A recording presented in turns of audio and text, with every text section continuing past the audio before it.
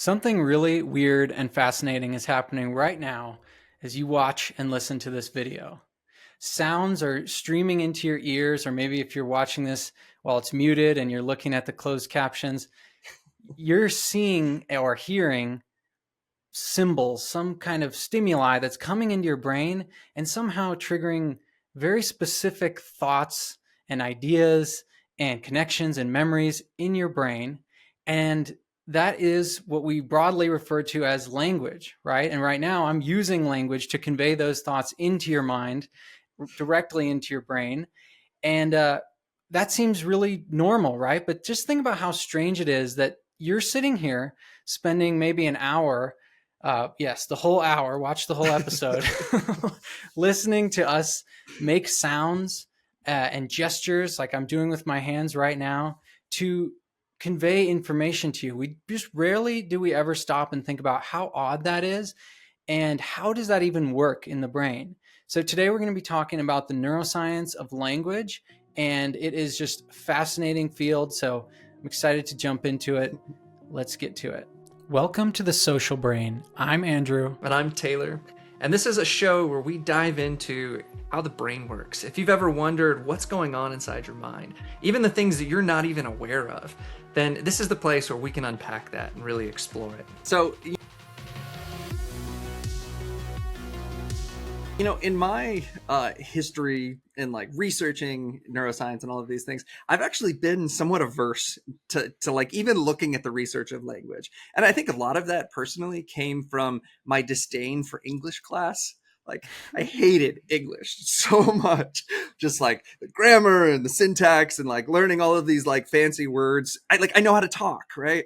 But I think as I've gotten further in my career and really like come to appreciate just how incredible the brain is, language is just like mind blowing how effortlessly it works. Right, that right now, like how many words have come out of my mouth right now and have created this complex waveform that, like, if you have headphones in, it's just the headphone creating like little like waves in the air in your ear that are then turned into these neural impulses. There's no white spaces between any of those sounds like there are when you're like reading something on paper, yet somehow your brain is just like effortlessly like separating these things into word, putting them into context, into meaning, putting like this sentence together with a paragraph and turning it into a narrative, connecting it to all of the memories that you've maybe ever had about psychology, about language, about the brain, about anything, right? Like, and that's all happening in milliseconds, right? Like, this is one of the coolest things that the brain does. And like what I think we really want to try to accomplish today is to really kind of reveal a lot of that, just like the awe in trying to understand the complexity of this without getting too bogged down in like teaching you about phonemes and graphic, like all of these things that can kind of drown out some of the amazingness. We're still going to touch on some of those concepts and look at how those things line up with different brain activation and things like that.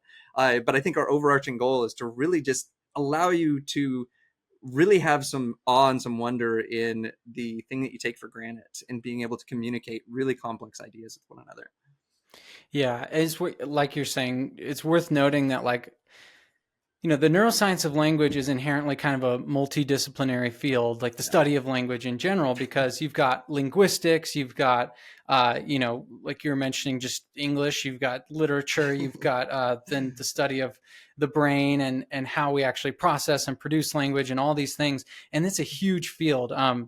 So we're not, like Taylor said, we're not really going to be touching so much on the kind of like linguistic side of it per se, but more on like, what is the brain doing? What are kind of these really fascinating things? Like, how does this actually happen in the brain? So one thing we're thinking about, like that we've kind of touched on in the last episode on music, is just to think about how could this very seemingly unique to humans function have evolved. Like why do we seem to have it and no other species have it, at least not to the like advanced degree that we have? Maybe whales have whale songs and birds have bird songs and monkeys have various ways of signaling different kinds of predators coming in, but none of them have podcasts and written correspondences and all this kind of stuff. So I think we'll jump right into the evolution.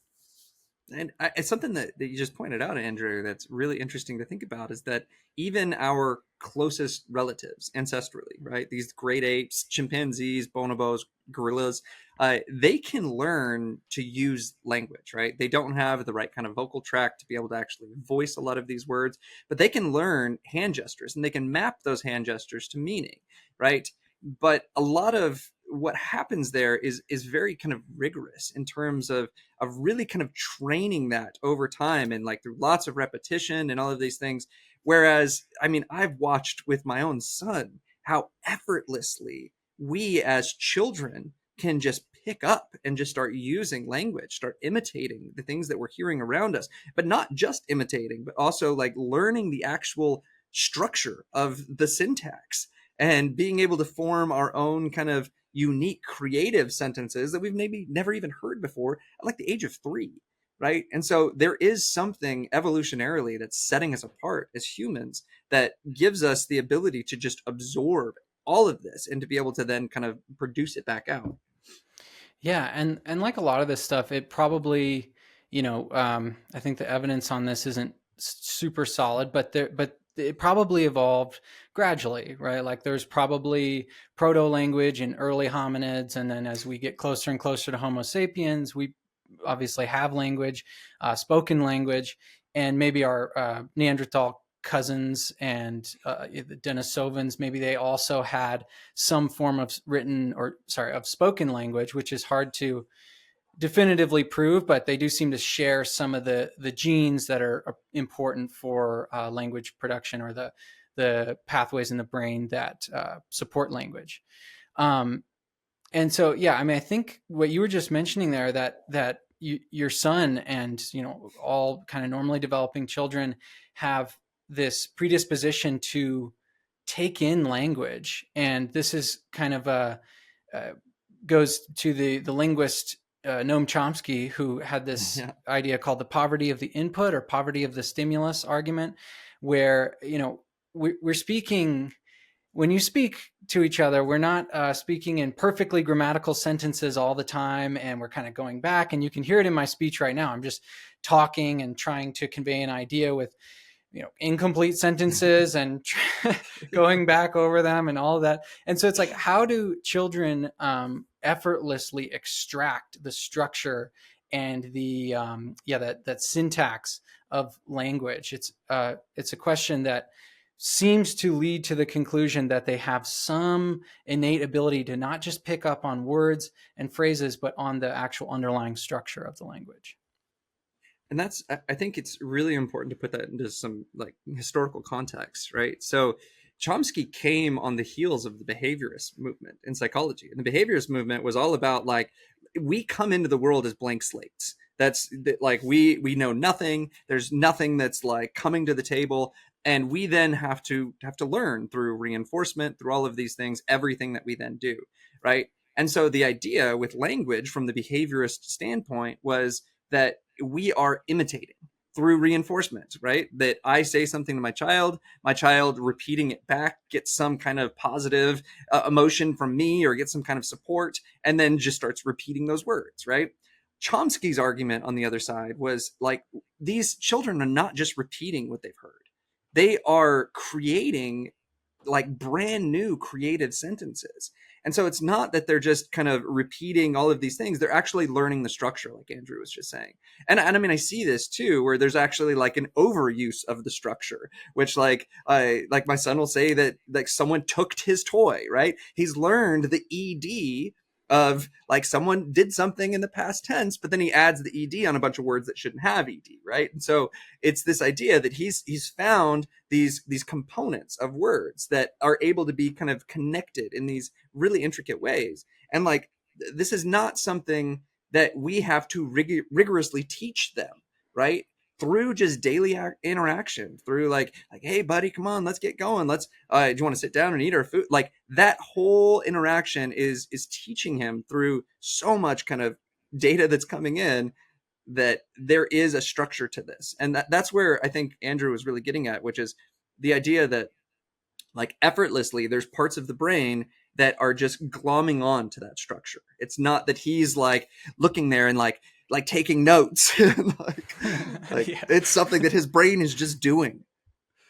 Yeah, and it's worth noting also like that babies when they come out, you can attest to this, Taylor, that they are it's almost like especially in before they really develop language, they're like trying to talk almost that babling, Babbling. babbling, and kind of there's like something there that is trying to come online too.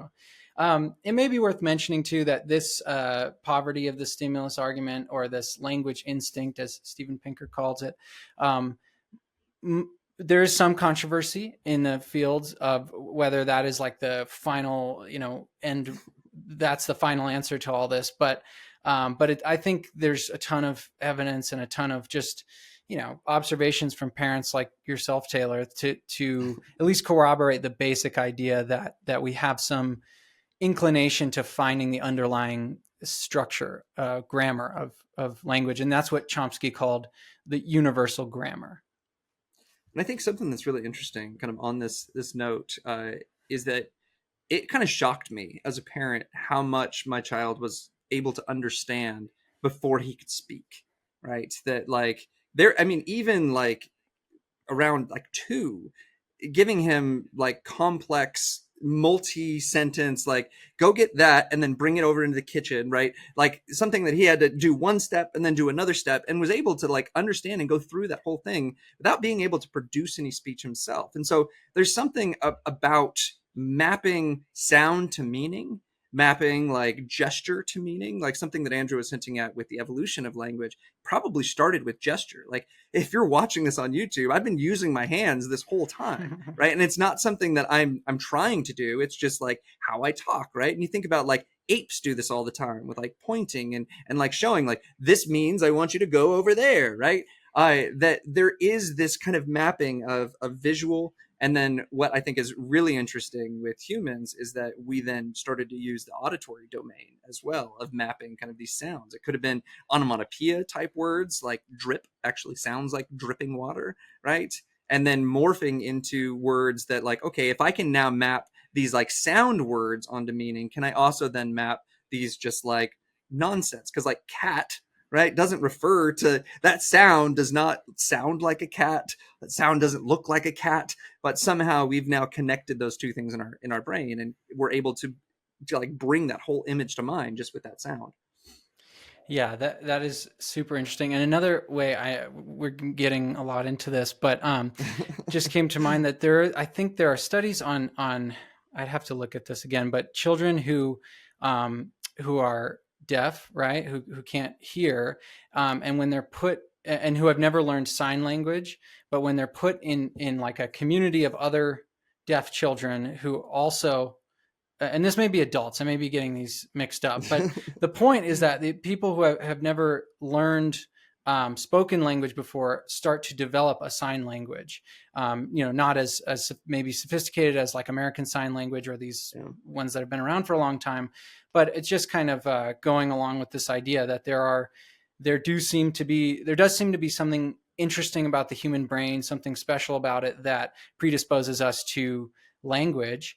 And I think it's important to also think about like the difference between language and communication, which we've touched on. That there are obviously there are species that use verbal communication, like bird songs, very like sophisticated patterns of sound. And I was listening this morning to somebody talking about how hummingbirds will, in addition to while they're singing, they will clap their wings together to kind of emphasize a syllable in their song, so to speak. But again, like I think we just have to come back to like the observed reality that humans are the only ones that have the degree of symbolic communication, the sort of advanced symbolic communication that we have.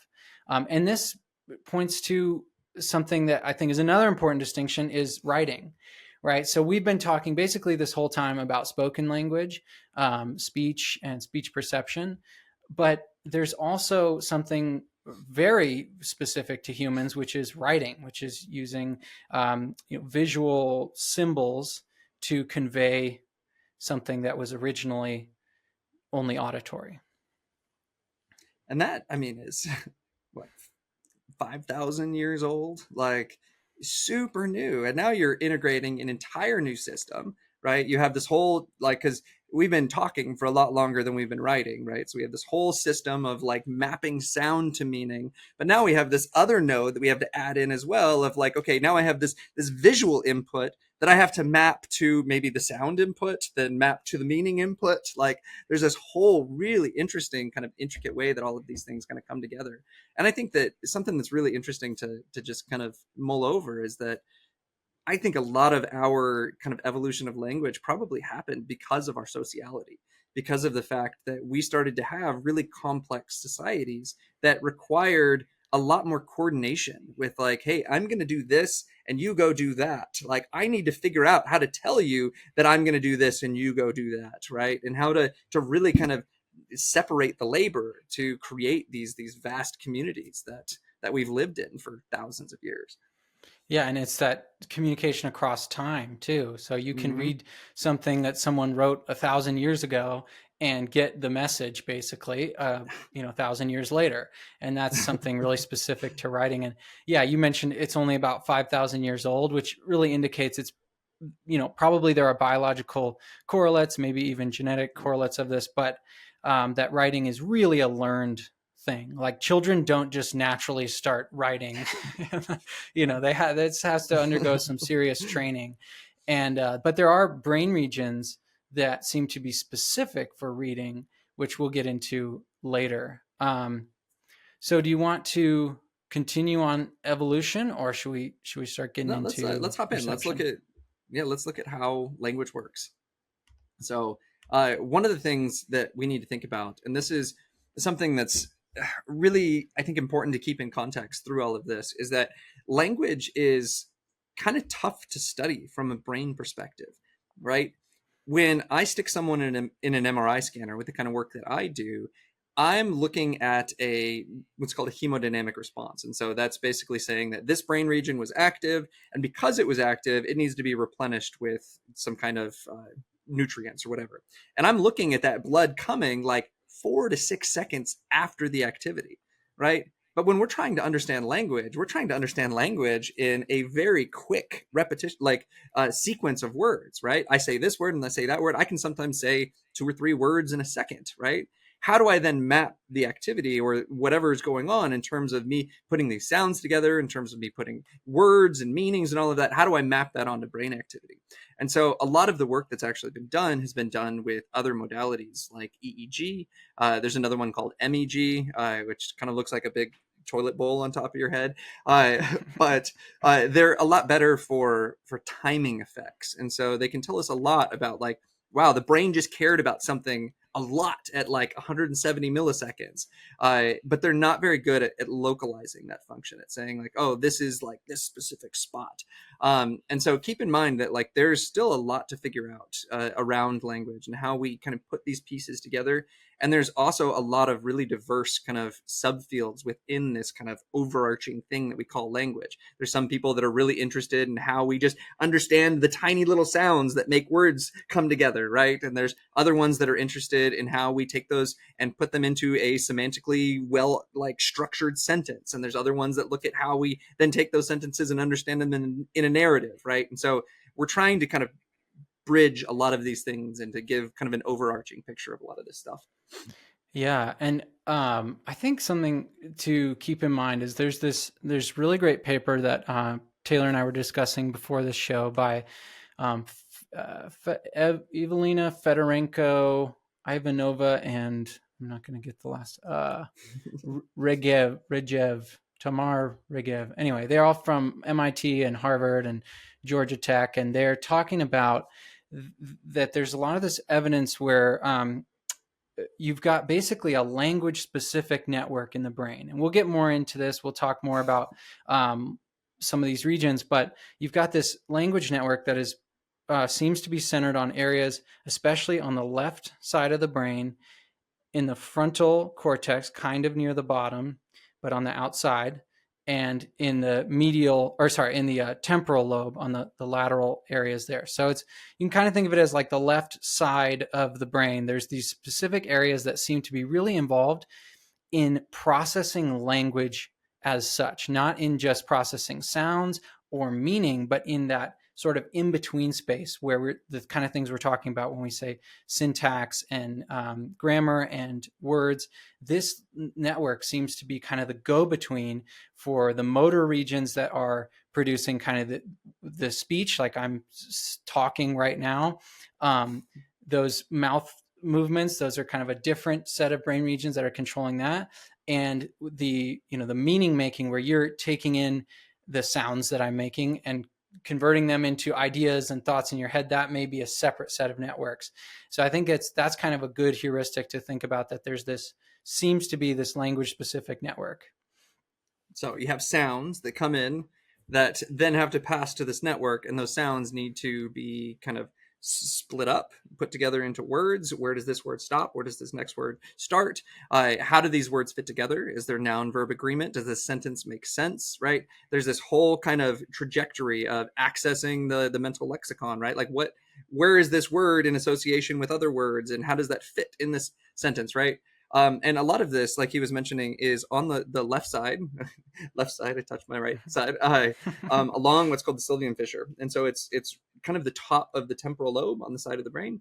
And this is important because that's where the primary auditory cortex is. So the part of the brain that's really responsible for parsing out the frequencies of sounds and saying, like, okay, this is a high tone, this is a low tone, right? There's a building process that then happens, right? That first region is just processing sounds really quickly. Like, this is a high frequency sound, this is a low frequency sound. There's kind of this complex waveform coming in, but then it's passing all of that to these next regions that are then taking those high and low frequencies and spatial patterns and temporal patterns and then putting them together into different things. And again, one of the things that I think is really interesting is that this is left lateralized, like Andrew was saying. So this usually, like, we see languages everywhere, right? Don't come out of this under the assumption that, like, the left half of the brain is where all the language is. But I think a really interesting theory that I've kind of come across, this happened in our episode with music and everything, is that I think that the right half of the brain and the left were responsible early on for understanding kind of the inflection of the sound, right? That there was, like, I'm angry, I'm sad, I'm like, right, and all of these things. But then as language started to adapt, the right half kept doing that, but then the left half started to specialize more in this stuff to kind of separate the labor of the two, right? And so you still do see language stuff in terms of prosody, in terms of, like, understanding the inflection and the tone of what's being said on the right. But a lot of the kind of meaning and understanding and kind of language specific stuff is on the left. Yeah, Seems to that's be on the left. right. That's a good way of Yeah. saying that. Yeah. So we've kind of talked a little bit about this, but how kind of different levels of linguistic units, right? Where you were just talking about syllables, and then you get syllables put into words put into phrases, are processed at different neural frequencies. So this kind of brings us back to talking about the EEG and MEG traces. And basically, like what Taylor was saying before, is when you're looking at these, what you're seeing is like almost like whole brain activity in a way, where you're just seeing, is there more activity when somebody hears like a word versus a phrase versus, or sorry, a syllable versus a phrase versus a sentence. And you can see the difference in those specific linguistic units in terms of the amplitude of response on an EEG. So it's evidence that our brain is processing kind of discrete linguistic units in different, basically at different time intervals. And this like blew my mind when I actually saw some of the results that Andrew's talking about. It's really, really cool. And so the brain is naturally just kind of in a rhythm most of the time. It's the neurons are kind of syncing together, and you see this on an EEG. You see these just like really kind of consistent patterns of on off, on off, on off. And they almost talk about it like that's like the breathing rate of the brain, that it's just kind of like, and what they found is that across cultures, no matter what language you're speaking, there seems to be a consistent distance between syllables, that like all of them have this like, and when I say syllable, it's like I went, I is a syllable, went is a syllable, right? Garage has 2, right? Those are usually split about 4 hertz from each other. And what we find is that there's like this peak at 4 hertz where we're like processing syllables every 4 hertz that are kind of in rhythm with what the brain is already doing. But then we see that there's this other peak at like 2 hertz that seems to be more linked to, okay, we had these syllables, but these syllables are together in a phrase. And then we have another peak at 1 hertz, which is, okay, these phrases all together make a sentence. And so you see this kind of like timing effect where you have this like this low level, like I'm picking up syllables as you talk. And then I have this like one step above that, this other kind of rhythm that's happening that's putting those syllables into phrases. And then another step above that where we're seeing this kind of sentence structure. And what's really cool about EEG and kind of the MEG data too is that we see timing effects with that we talked a lot on this podcast about most of our perceptions are a building process. It's not just like this part of the brain is listening and putting everything together. It's that this part of the brain is responsible for the first step, and then it's passing it. And then this next one has a peak that's putting those things together, right? That those different peaks are probably actually occurring in different regions, right? As the signal kind of moves through the cortex. Yeah, and that kind of brings us to something you were sort of mentioning earlier, where we have these. We kind of talked about how there's a bit of lateralization to these language networks, where it seems like the left hemisphere is more dominant for language processing and speech production, but there's nuances to that, as Taylor was indicating, like. We've talked a lot about when we talk about perception, whether we're talking about vision, or we even talked about this in the music episode, that there appears to be this kind of somewhat generalized architecture to perceptual capacities in the brain, where you have a ventral stream of information, so it's traveling on areas that are more closer to sort of the bottom of the brain, and then a dorsal stream, which is like closer to the top. And it seems like language may have a similar architecture there as well. And so that lower stream, that ventral stream, seems to be present on kind of both sides of the brain. And this is what Taylor was talking about, where it's like the sort of the auditory, the kind of low level auditory information of like understanding sounds and phonemes. But then what is more left lateralized is this dorsal stream that kind of breaking these into syllables and understanding and piecing together those syllables into coherent meaning. But again, like this, there is some like messiness in this picture, and it's not like one side of the brain does, speech and one does comprehension. It's a little bit more spread out than that. And I think something that's really interesting here is that this dorsal ventral kind of organization of the brain seems to be something that's an inherent structure of a lot of our perceptual systems. And so when we think about evolution in general, evolution doesn't usually make new things. Evolution tinkers with pre-existing structures and kind of recycles things that were already being used for something else for a new purpose, because you as an organism have a new need, right? And so there's a lot of like from Hickok, he's one of the big authors on this kind of dorsal ventral idea. His idea is like, okay, well, that makes sense that the language system is just kind of being put on top of what already existed there. That there's a pathway when we're listening to someone that's all about trying to understand what that person is saying, right? You're sitting here, you're trying to listen to the meaning, you're trying to incorporate that with your beliefs, your ideas about the world, right? But then there's another set. So the dorsal region is usually, it was first described as like the where pathway, right? You have the what, the meaning, like that's the ventral one. And then the other one was used to be called the where pathway, but a lot of people are now switching to calling it like the how pathway, because it's really more about taking what you're hearing and then trying to understand what you're going to do with that information, right?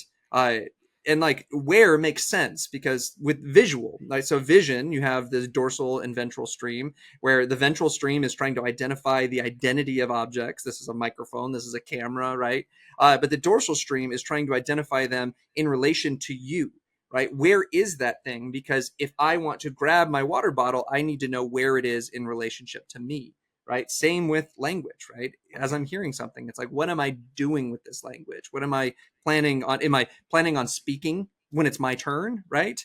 Is that the next step that I need to turn all of this into a motor output next, right? And so we're starting to see this kind of division of labor of like, I need one kind of section that's maybe trying to understand what you're saying, and then another section that's preparing for all of the motor actions that I'm going to do with that language. Yeah, that's really good. I think you corrected and clarified some of what I said before. Because yeah, you're right. The dorsal stream is more about like articulation and speech itself, and that sort of like, what am I going to do with this information, rather than just what is it, which is more kind of the ventral stream. And so, and that seems to be reflected in some of the kind of the neurological literature, where when people get left left hemisphere damage, they're more likely to have a speech deficit. And I actually, so I have permission to talk about this because I just talked to a friend this past weekend, and he gave me permission to talk about it on this podcast. And he experienced, because of a cycling accident, got sort of left frontal damage to his brain, obviously. And he described what it was like to experience aphasia, and he's since recovered, or largely recovered. He's still dealing with some mental fatigue and some other stuff, but he talked about how it was strange because, and it wasn't like this completely obliterated his language centers, right? It was just some damage to it that caused some issues for him, like having difficulty understanding speech, especially if it was using really complicated words. And he happens to be a scientist, so he deals with complicated words a lot.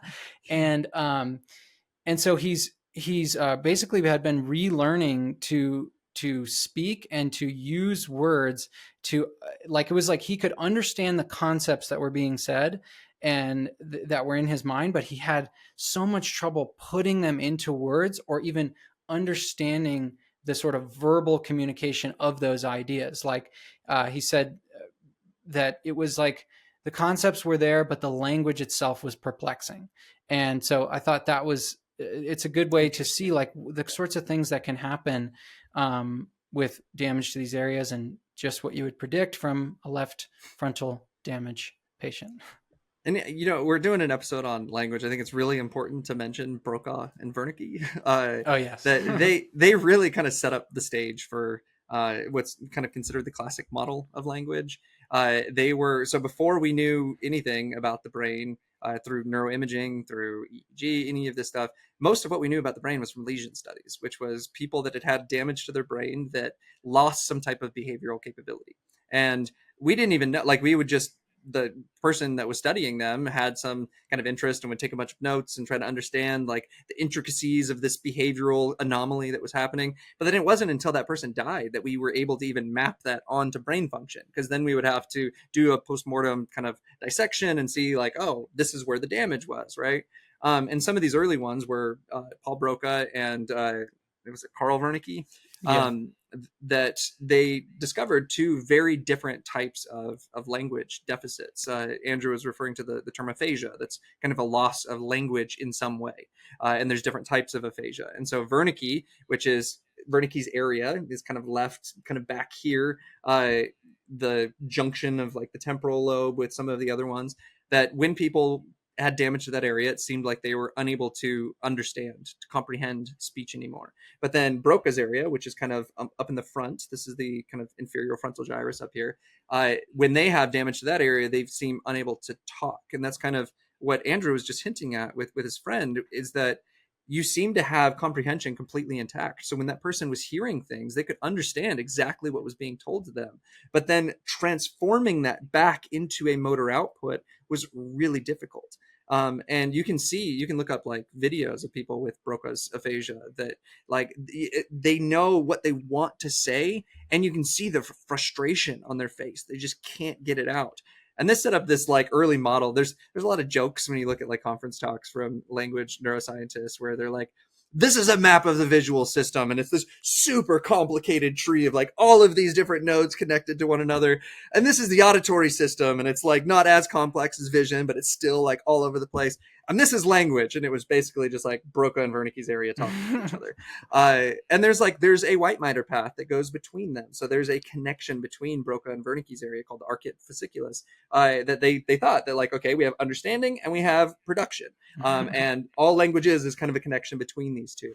But throughout time, we now understand, like we've actually looked at like Paul Broca's famous tan patient, that he had a lot more damage. Like all that Broca could see was what was on the outside. But then we image the brain because it's still housed somewhere, that there was a ton of damage throughout the brain, different connections and all of these kind of things. And so that early kind of simple model of like, this is understanding and this is speech is not the way that it is. There's some stuff to that, but there's actually a lot of evidence too that like Broca's area for speech is actually really heavily involved in understanding syntax as well, which is a comprehension thing. So yeah, which goes along well with what my friend experienced too, because it is hard to tell, even from MRI scans nowadays, exactly where damage has occurred in the brain and everything. But yeah, he had difficulty with both production and understanding of language.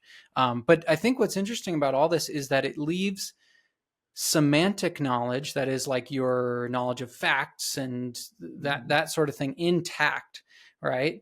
As well as your reasoning ability, basically. So you've got, like, it really does seem like language has this specific, these specific areas that are dedicated to processing and producing language rather than thought or reasoning or perception in general. And that's, I think, something that I've seen. So Alexander Huth, he's kind of a newer rising star in the field. He's actually got some stuff where he can kind of decode what you're thinking or hearing just by looking at your brain activity. But he did some really interesting work with language that showed that language is the actual representation of words is widespread. And it's actually what they would call embodied, right? So if I'm thinking about the word eat, that representation is actually showing up in the gustatory cortex, where I process and food and taste and all of these things, right? Whereas like motor words, like movement words, are kind of activating motor regions and these kind of things. And so there's a lot of our actual storage of, like Andrew was saying, of like words and semantics, like the actual meanings are widespread throughout the brain. And they call it the mental lexicon. Is the idea is that there's just kind of these associative trees all throughout our brain that are kind of mapping how connected different words are to each other in these different kind of semantic categories, right? And so if I say like a certain food, there's probably going to be a lot of foods that are associated with that, right? I say potatoes, and you might think of like gravy or chicken or cheese and sour cream, right? All of those things seem to be kind of clustered together. And you can do that with like priming studies so if I were to say bed, pillow, blanket, sleep, sheet, right? If I were to then ask you if the word dream was in that list, you'd be much more likely to say yes, even though it wasn't, than if I were to say some word like hay, right? Because I already had that whole network, that whole associative tree active that had all of those things associated with it. And so you think that like there's a high probability that it was, right? And there's also priming studies where I tricked Andrew earlier today, right? Where if I'm talking to you about life on a farm, I'm feeding the cows, I'm feeding the chickens, right? And then I see hair. You probably think that hair that I saw, it probably refers to an animal. It refers to a rabbit, right? And I'm not talking about someone's hair. That's this idea that I've now primed all of these associations. I've primed this tree of things that are connected to one another. And I've made it a lot more easy for you to access that word because that stuff is all online. Whereas if I were to then kind of switch categories, you would have to take time to then turn that other associative tree on that has all of those words associated with it. All right. That is so interesting. I was thinking as you were saying that, when you said hay, I was saying, well, if somebody's mattress is made of hay, then maybe they'll associate it there. But right. But yeah, and I think that is that is super fascinating. We've sort of talked a lot about speech right here, Hmm. language processing in terms of auditory, the sort of natural language that all of us naturally develop. But if would you be open to talking a little bit more about reading and sort of reading and writing Yeah, in that I area? think there's one more thing I just want to end on real quick, and that's this point that I kind of brought up about Brocah's area. So Brocah's area seems to be about production of speech, but one of the things that they're finding that's really fascinating is that it seems to be really heavily involved in like working memory. So one of the things that you described with your friend was that it was these complicated maybe phrases or complicated ideas that were harder to comprehend. And so it's not, this area is not just about kind of speaking, but it's also about like holding a lot of stuff together, which makes sense with it being in the frontal lobe, that it's like piecing a lot of things together syntactically, right? So you have like all of these complicated parts coming together. I think that's one of like the biggest kind of areas of research right now, is really trying to understand what Broca's area actually does. Yeah, and it also makes sense that it's in the frontal lobe because other structures in the frontal lobe, as we've talked about a lot, are about movement and especially about Hmm. planning motor movements. And there are some studies that I read about that seem to show this dissociation between like Broca's area and then nearby regions that are involved in motor planning, where Broca's area seems to be specifically about planning, motor planning in terms of like what you're going to say, the little bit more abstract than just the specific like tongue and lip movements that are required to make a specific sound, but that Broca's area may be feeding this more abstract plan of what to say and how to say it into those more general motor regions. And it makes sense, like given sort of the geography of the brain, that it's right in this frontal region that's about planning and about motor actions and executive functions. And you know in addition to that, just what you were just saying, like I think most of us when we're talking about reasoning, um you know many of us think best on paper or think best when we're talking out loud to ourselves or talking to another person. And there's something to that where Yeah. I don't want to go down this road of saying like language is completely separate from reasoning and thought. Like that would be kind of insane to say that, especially just given our experience. But that's it's important to recognize like these networks interact with each other and they probably can sort of enhance each other's functional capacity, things like that. So yeah, that's important to recognize as well. So yeah, let's talk about reading, because this is fascinating. Like, oh my Yeah. gosh, some of the reading stuff that we looked at just like blew my mind. Uh, because it's so new evolutionarily. Like we mentioned earlier, it's 5,000 years old at the latest. Like actual reading with it was more like 3,500 years ago, and even then, like most normal average people weren't reading. It was usually like people high up in government that were like using, or like in religion or whatever, and even like the Christian faith, like it was only the priests that could read, and they were the ones that were like, "This is what the Bible says." Like, believe me. Um, Until but Luther came around, right? right, Yeah. but you have to think about how like the average person was not reading until very relatively recent in human history. Yet there seems to be like specific areas of the brain for reading, which doesn't make sense evolutionarily. Yeah, and just to put into context the time scale that Taylor was just talking about, if you think about, so we'll just use really conservative estimates here just to make the point. So let's say that we're off of languages or written languages origin by a factor of 2. So let's say it's 10,000 years old. Now there's no evidence that it goes back any further than 5,000 years, but just for the sake of argument, let's say it's 10,000 years old. And the most conservative estimates on how long Homo sapiens, our species, has been around is like at minimum over 100,000 years. So if we're using those very conservative estimates, then written language has really only been around for a maximum, in this crazy estimate, 10% of our species' entire time on this planet. So there's just not that much time for it Yeah. to become genetically coded to the extent that spoken language is. Now, again, the better estimates are 5,000 years, and that our species has been around for more like 200 to 300,000 years. So it's like, Yeah. much smaller percentage of our entire history. But anyway, I think that's good because sometimes these years, they just sort of blend together. No, and I think the big point there too is that, again, this was something that it wasn't everyone either. Like, this was a small percentage of people Yeah. that were reading, yet somehow now there seems to be, so there's something called the visual word form area that seems to be really heavily implicated in our ability to read. It's left lateralized again. It's kind of back here in the temporal lobe. But it seems to be causal. If this area is damaged, you can no longer read, right? And that's just mind blowing. Of like, okay, so we didn't have enough time evolutionarily, really, to develop a new region. Yet somehow this region has kind of developed this ability uniquely to where if it's removed, you lose all ability to read.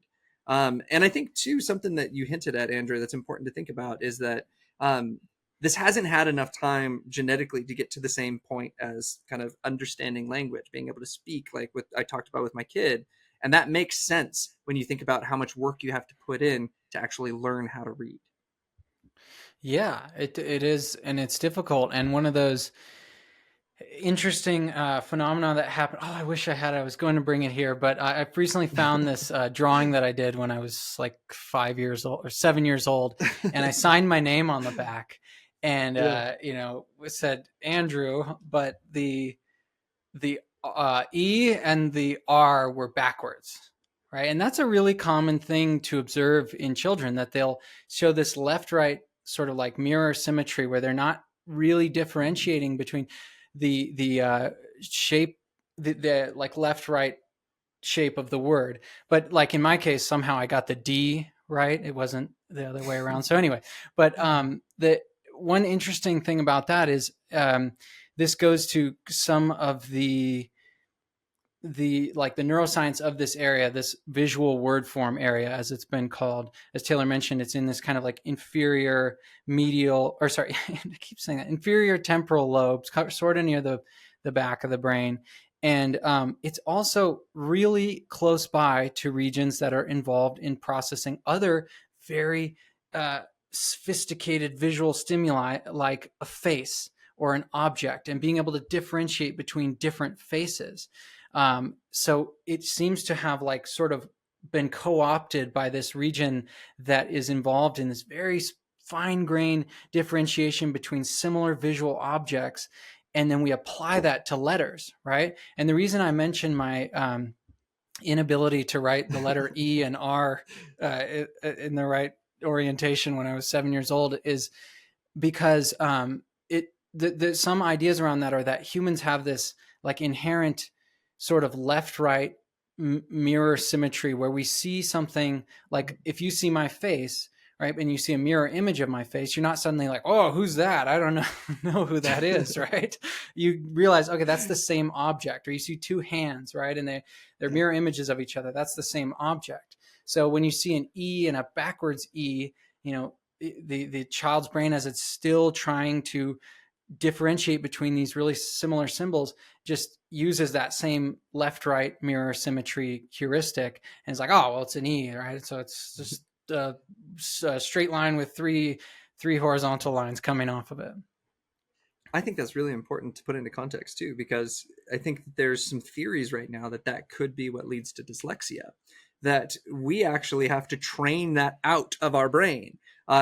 Ancient Greeks actually wrote the first line left to right, and then the second line right to left, the third line left to right. They did that, and they could read that fluently back and forth.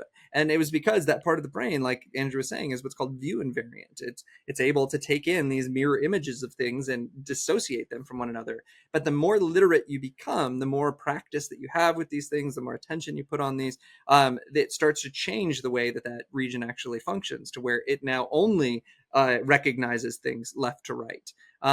And I'm not saying that like dyslexia is because they're not learning enough or whatever. It could just be that like that part of the brain is more resistant to changing that mirror kind of stuff that's going on, which is really cool. But yeah, the face stuff is interesting.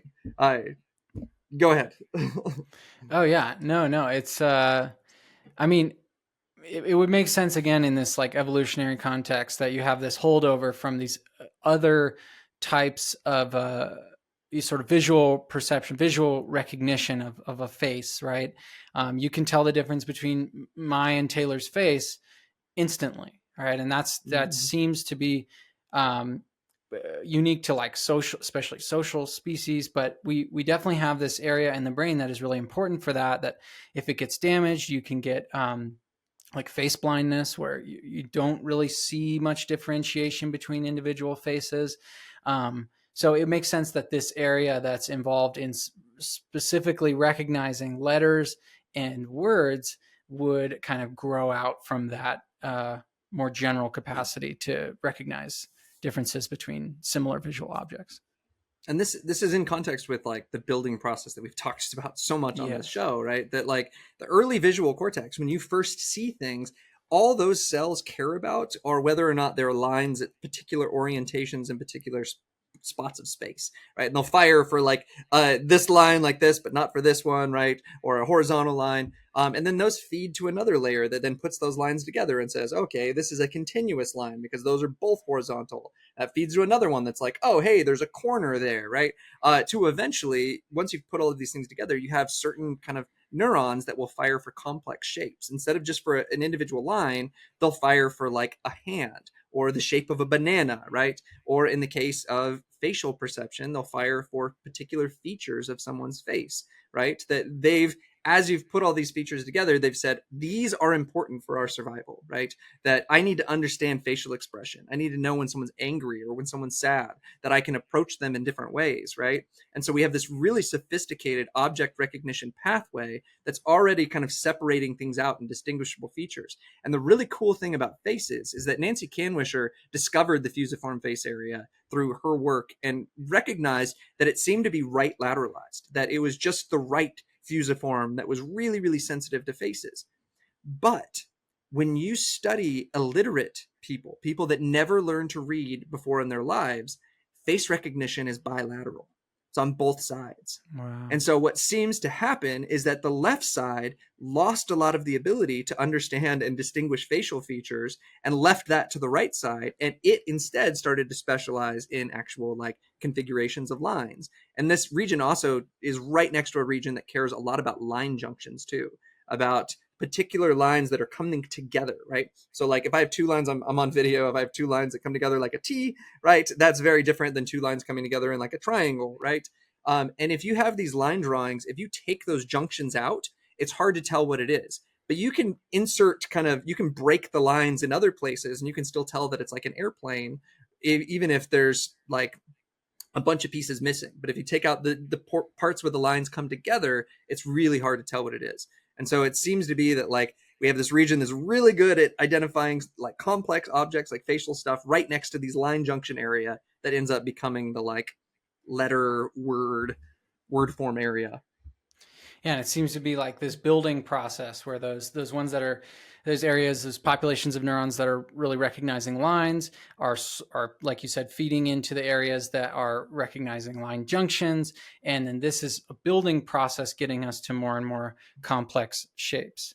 But yeah, I mean, it's reading is such an interesting thing in general because if you just, I mean, like again, going back to what we were saying at the beginning, you're just hearing sounds, right? And then converting that into ideas in your head. Well, reading is maybe, I don't know if it's stranger, but it's just as odd that like you can look, if you're trained to read, you can look at a piece of paper and it's got all these squiggles and marks all over it. And then somehow your brain is differentiating between those very similar shapes and putting them together into words, into phrases, and into meaning. And you can, have a strong emotional response to a poem, just a few lines of words. And I think it's good to just reflect on how fascinating and weird this ability is. And I mean, there's some really interesting stuff too, where like it seems that the visual form of a word, right? You read some kind of a word on a page, has connected itself to the sound version of that word. So you have the visual one is now activating the sound one, which is also activating the meaning one. And there's actually evidence that because these things have become so like integrated with one another, that when you're reading, your brain actually looks like you're rehearsing those words, like you're saying those words in the regions that are involved in like production, even if you're like reading it silently in your head. And so it seems that like if we've mapped these onto sounds that are then kind of playing in our head in some way, even if it's unconscious, that kind of activate and release the meaning that's associated with them. Yeah, and Fascinating. that, Like, yeah, totally. It makes sense that it would have to tap into this network. This is much more robust or like evolutionarily more ancient. We've got this language network that's specialized really for speech and for processing auditory information, or linguistic information rather. And so it's tapping into that, and it just it accords with your experience as well when you're reading a paper or a book or something. If you stop and think about the experience of that, it is really like you're talking to yourself inside your head. There are some forms of like speed reading where I think they try to get you to stop doing that. And those are a little, I don't really know much research around that, but my impression is that they're a little bit gimmicky, and you lose a lot of the meaning that you would from just, slowing down and reading at your normal pace. But so it seems like, at least for most people, kind of on a natural level, we tend to sort of talk to ourselves. We're reading it to ourselves in our head, if that makes sense. yeah, no, and I think something that's interesting about like the speed reading and things like that is that I think they take advantage of something that the brain is really good at, and that's gist. That when I'm talking to you, when I'm reading something, I'm not remembering every single word, every single sentence. Like I challenge any of you to repeat back any of the sentences that we've said, right? You can't do it because your brain is extracting the gist of what we're saying, and it's attaching it to kind of meaning that you already had. And so the gist that Andrew gets is probably going to be different than the gist that I get, or the gist that someone else gets. If we have very similar experiences, if we have very similar kind of ideas around these things, we might be getting the same thing out of them. And there's actually really interesting evidence that shows that might be the case. But it's really interesting looking at how this is kind of coming to the next level. And so I think something that we can maybe touch on as we're kind of rounding this out is that a lot of the newer work, especially in the field, like I have natural language processing studies that I do that heavily involve the default mode network, something that we haven't really touched on at all throughout the episode. And it seems to be at the top of this hierarchy, that we have the individual sounds that are coming in that are being put into words. Those words are being put into sentences. We have parts of our brain that are making sure the grammatical structure is correct and that the sentence actually makes sense. That sentence is then embedded within a larger context of like, who is the person in the sentence? What are they doing? What were they doing before? What are they probably going to do next? Right? As we build this whole narrative. And what we see is that as the narrative gets longer and longer, you start to get higher up the cortical hierarchy, where you have regions of the brain that are able to keep track of longer and longer terms of information. And then even access through, so the default mode has a lot of access to the hippocampus, and so it can actually bring up memories.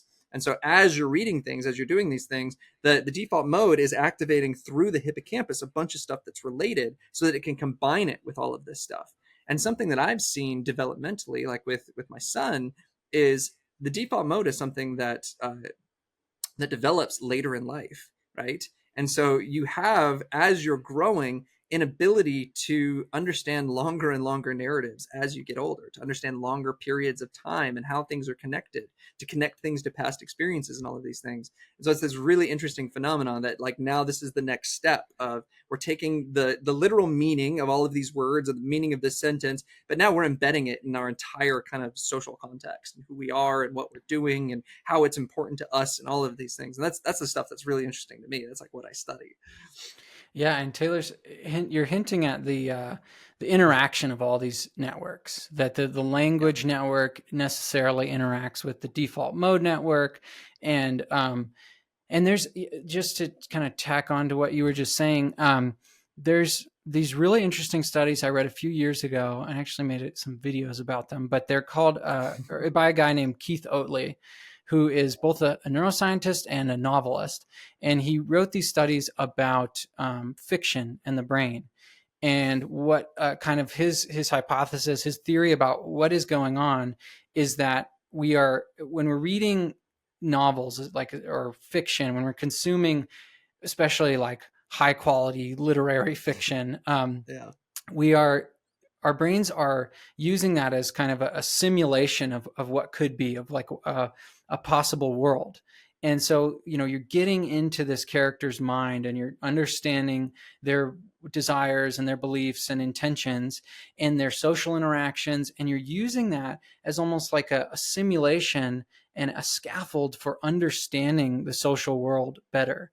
And it is very much like what Taylor was talking about, where you have to, the default mode network is so important for incorporating and understanding ourselves and the larger narrative of what's being said. And it can be seen as this simulation engine in some ways, where, especially when you're talking about the hippocampus is so important for memory retrieval, but it's also important for like spatial reasoning, but also planning for the future, for especially episodic future thought, thinking about a specific situation that could happen.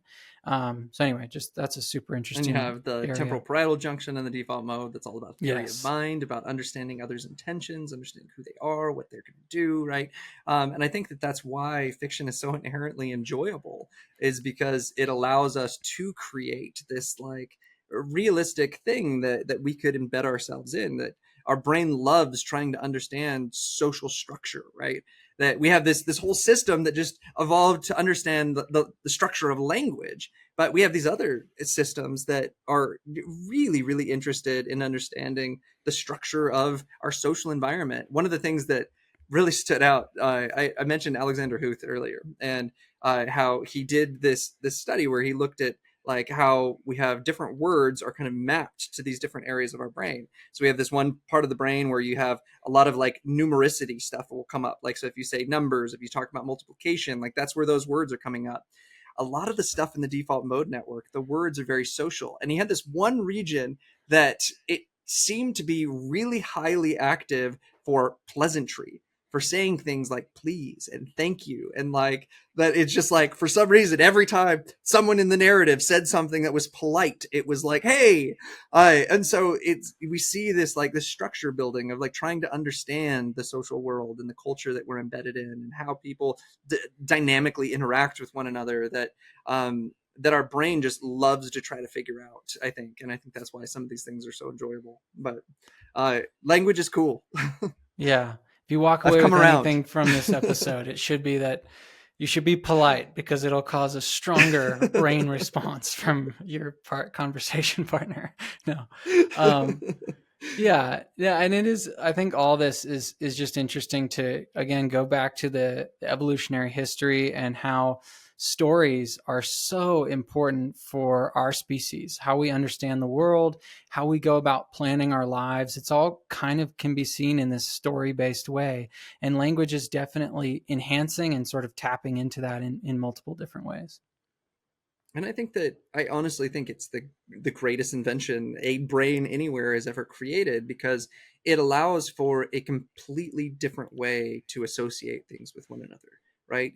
Before, when we had to remember something, we had to say like that specific thing right there is connected to that specific thing right over there. But now if I can abstract those two things, if I can turn them into symbols, I can combine these in any way that I want in a simulated way, right? Now, all of these symbols are in my head, and I can be creative with them. I can combine them in new, novel ways, right? And so it really shows, I think, that language was, I think, the birth of a lot of the creative innovativeness that the human species has been successful with. The division of labor, right, that I talked about earlier, that it really allowed us to encapsulate big ideas, big tasks, big goals into communicatable kind of sentences, symbols, right? So this has been a really fun one. Again, I said I used to just like hate language, and now I have like come full circle. I think this is one of the coolest things that the brain is able to accomplish. And it's just, I think the one big takeaway that I want most people to come away with is that we take so much of this for granted. Like we just said probably how many thousand words over this last hour, and you were able to just seamlessly put these things together. I hope so, Yeah. into a kind of understanding, a narrative of how these processes are unfolding in the brain. And don't take that for granted. Think about how amazing that is, and try to understand how you can leverage that to maybe help with your life and remembering and understanding things. Yeah. Yeah, absolutely. I think it's all so fascinating. If I had one takeaway other than politeness for people to walk away with is just mine's maybe a little bit more technical, but conceiving of the brain's language system as this intermediate between sort of low level perception and kind of high level cognition and reasoning, and that it is a maybe not a module, but it is a network in the brain that is responsible for this kind of processing, and it's specific to language. And that is really a fascinating thing about the human brain that may be present to some lower, more intermediate, or more, low level extent in other species, but it is very much advanced and taken to a whole nother level in Homo sapiens. So like Taylor said, don't take it for granted. Think about it as a tool and something that's very cool about you, human, And I'm talking to. if you've made it this far, we are going to kind of preview our next episode is going to be about creating an artificial brain. How do we do that? What are the kind of connections between neuroscience and the rise of artificial intelligence? And something that Andrew just hinted at is that language seems to be this intermediate between sensory processing and high level reasoning. And it seems that AI has gotten really good at sensory processing and language, but not really good at the kind of high level reasoning. And so we're going to kind of look at what it's going to take to maybe get there. We're going to take a little bit of a break because congratulations to this guy. He is getting married this weekend. And my wife is probably going to have another child in the next couple of weeks. So it is going to be a busy month, but we're going to do a lot of research on this one and try to get it out here in the next month. And we just thank all of you for continuing to listen and hang on. Yeah, thank you so much. And we will be back. We'll have a short break. But in the meantime, if you want to get more content from us, you can go check out our Patreon. You've probably seen some of the preview episodes of our Social Brain Patreon only episodes. But if you want to get access to the full version of those, go to patreon.com/thesocialbrain, and you can sign up and you'll immediately get access to those. So we appreciate everybody's support, just watching this, just being a member of our audience for so long. It's really an awesome thing that we can do. So thank you. Awesome. We'll see you guys for the next one.